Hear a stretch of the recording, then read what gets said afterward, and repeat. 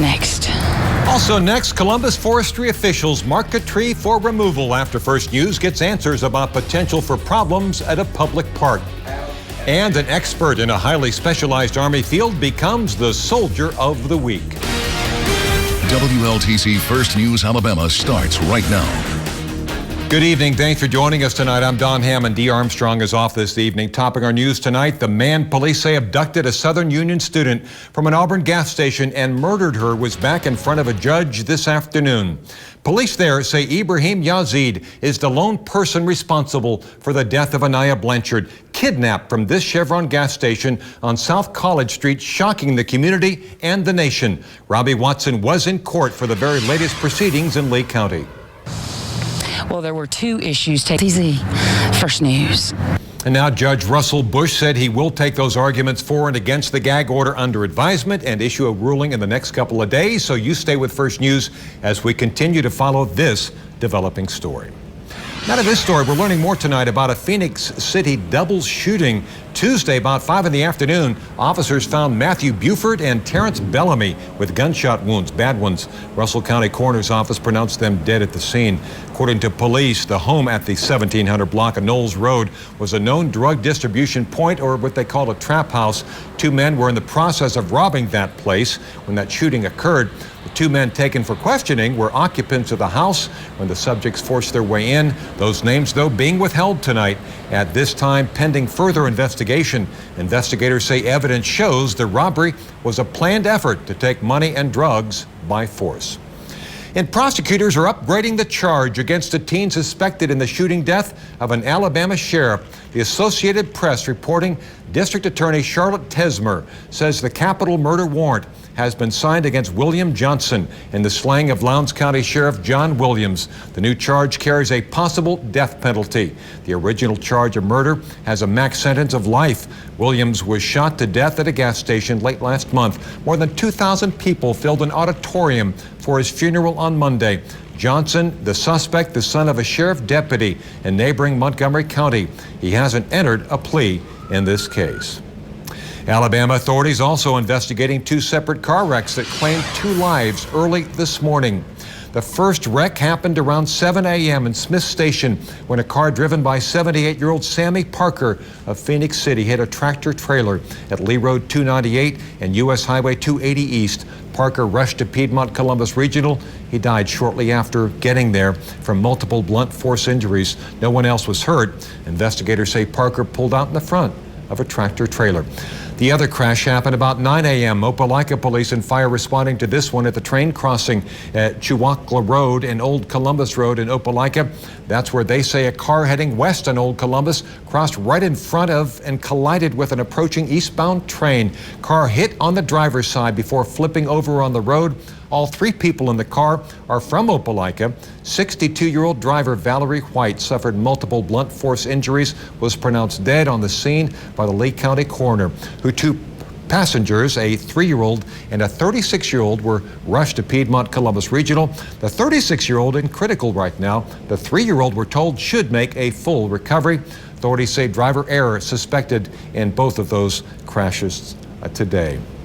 Check out the conversation about this story and others on a Facebook page. You can like our page at WLTZ First News. Go there, share some stories, and comment about the stories you care about.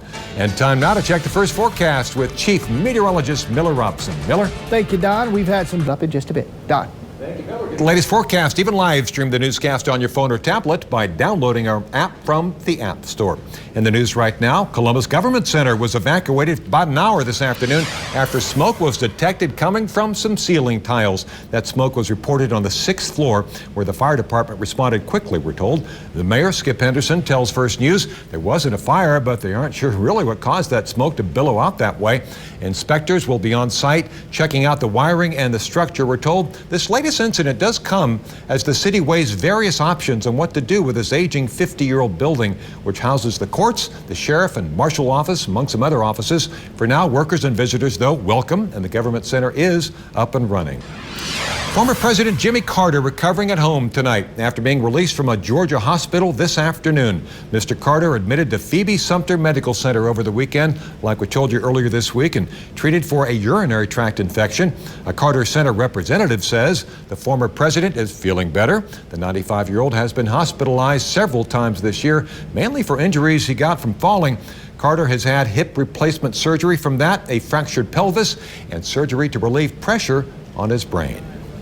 Now to an elementary school where many families cannot afford winter coats for their kids, but reporter Ashley Gooden has the story of a third-grade teacher that's heartwarming in more ways than one. Anytime I'm able to those blessings, hey, they're awesome.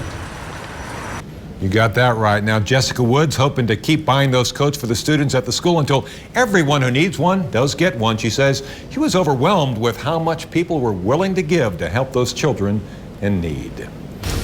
Our first news special report on problems at a Columbus park does get some results coming up.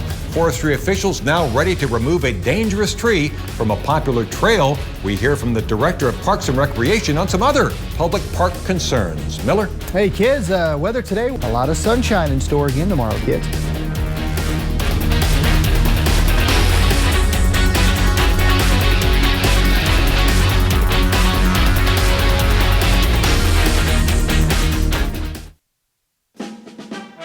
The Rotary Club of Columbus Soldier of the Week.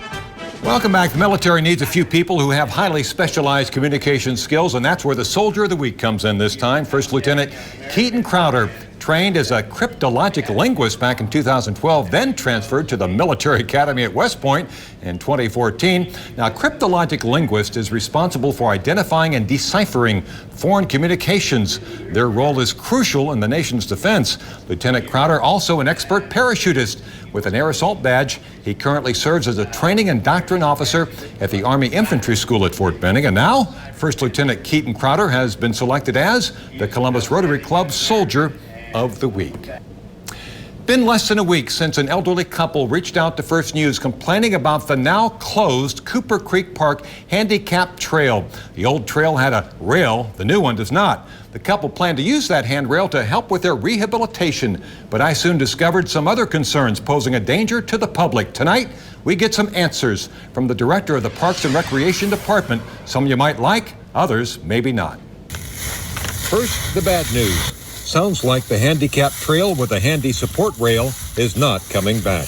There is signage up that says the trail is closed, and that's because of the erosion that we've experienced from Cooper Creek. We are not able to get there on the creek bed and do work environmentally, and financially, we just do not have the funding at this time to make the necessary repairs. It makes me feel sick. First News also wanted to know why dead and dying trees were allowed to exist on the same trail where people walked, and falling limbs could pose a threat to the public. It can be very dangerous, that's for sure.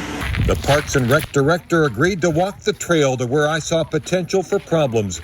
Ms. Browder says forestry officials will investigate the threat to the public, then take appropriate action. How soon do you think forestry might be getting out here? I can't say. Forestry does not report to my department. We will put it in, but try to get them out as quickly as possible. And finally, First News wanted to know why the city would pay a contractor to lay asphalt for a trail over an obvious large root structure, which eventually renders it a rut-riddled, useless hazard. And so that must have been before your time, too. Yes, sir. Yeah. It's also important to note many members of the public appreciate this park, which serves as a wildlife habitat, giving uncommon urban access to natural beauty not far from their Columbus home. Now, the new handicap trail is across the creek from the old one. Access to it, though, from the parking lot could be a problem. I am happy to report the trees, which pose an immediate danger, have now been marked for removal. I'll let you know how soon that happens. Miller? Yeah, good story there, Don. All right, folks, we got your latest forecast coming up after the break. Here are your weather headlines. Sunny and dry on Thursday. Rain chances return on Friday. And bust out the bell bottoms. We're heading back to the 70s. Do you like disco? Details coming up next.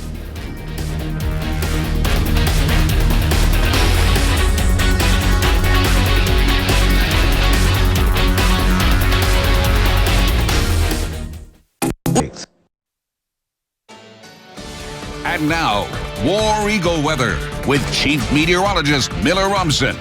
Now, folks, if you haven't, those storms turn strong or even severe. Guys. Thank you, Miller. Now to sports. A very important game with state champion implications. That there is. The Central Red Devils playing in the Alabama 7A State Championship game tonight. It just concluded. Have those highlights up next.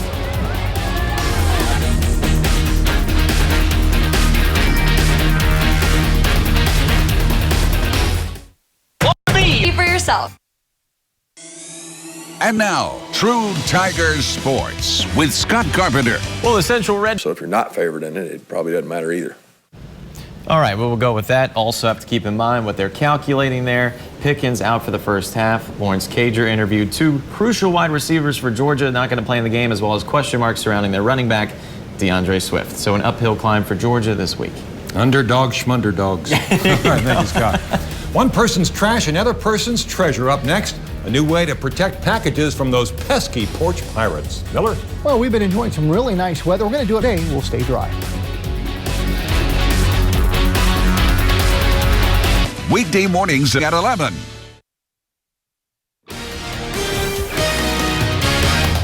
WLTC First News Alabama continues in high definition. Okay, here we go. Got a dirty diaper alert. A Missouri family playing the ultimate prank on a porch pirate looking for booty, and I think you know what I mean, right? The family surveillance cam caught a woman stealing an Amazon package left behind their glass door. Amazon delivered another package a few days later, and the thief came back, that dirty dog, this time stealing a onesie for their daughter. That's it. They're fed up. The family decided to take revenge with a little help from little Bobby. They put 2 dirty diapers inside of a package and put it outside. The thief fell for it big time. I mean, that little guy filled that thing up like a manure spreader outside the barn. Later got arrested, while local police say the family solution was creative. But a spokesman said, quote, "We do not particularly encourage the transfer of bodily fluids." Should have told that to little Bobby. This mom, who didn't want to go on camera, said the laugh was worth it. And I'm sure it was, because, you know, what are you going to do when you get a box full of dirty diapers? You say, "Oh, poopy. Poopy doopy."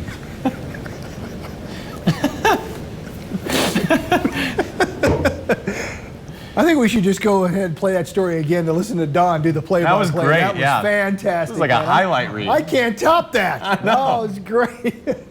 All right, tomorrow it's going to be lots of sunshine, high getting up to 66 after a cold start. Rain, a 50-50 shot on Friday. Saturday, we'll just see some lingering clouds. And then on Monday, back to the 70s. Get the disco ball ready to go. 72 with a chance of showers and thunderstorms. Sometimes you're the dirty diaper, sometimes you're not. So that's good. Thank you, Miller, and thank you so much for joining us tonight right here on First News. Of course, sad day for the Red Devils. Yes, it was.